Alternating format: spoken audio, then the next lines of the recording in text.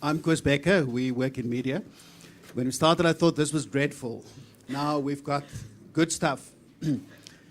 We were talking about how we build institutions, and at one level you have the SADCs and ECOWAS and COMESAs and so forth. At another level, high up, you have the EU, the African Union. Several problems. We had the benefit of Jimmy Manny, who's Cabinet Secretary in South Africa, saying the problem with the EU is politicians talking among themselves. Now, do you think he has personal experience of that or not?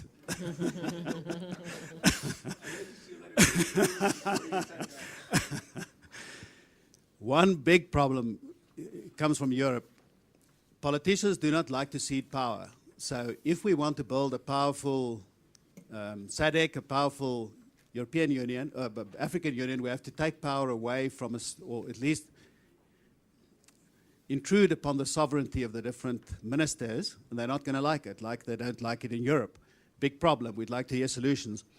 Then we talked about other institutions, for example, regulatory. In our business, telecoms and media, we have a regulator in every country in Africa. The past 10 years has seen immense improvement.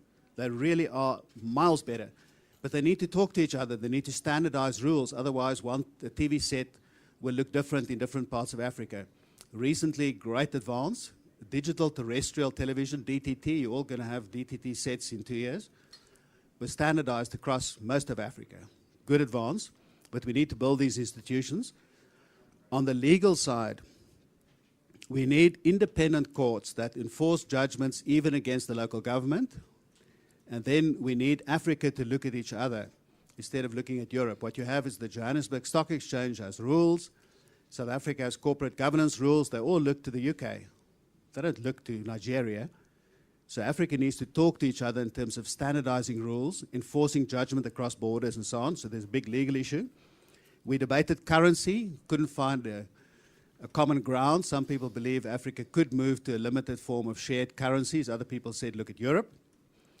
And then we felt that in terms of champions, this is the most difficult. Officially, politicians would or could potentially initiate all these things. In practice, it means yielding sovereignty. So how do you actually get going to standardize and to link up? We alluded to the fact that at the EU, for example, I experienced that many of you have. If South Africa proposes something, Nigeria objects on principle. We're not going to be led by these small people from the south. If Egypt proposes something, South Africa is on its back feet.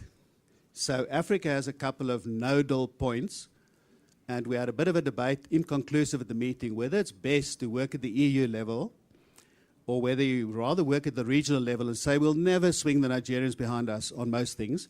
Let's rather work in SADC, where we're some people would accept us as a sort of a regional cohesive force. There was some counter-argument that one needs to work at the EU.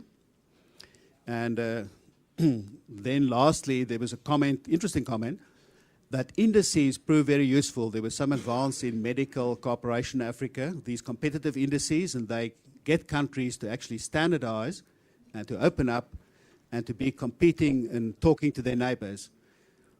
That's our contribution from this table. Thank you very much, Chris. Doing business in Africa. You can't afford to be without Africa Investor.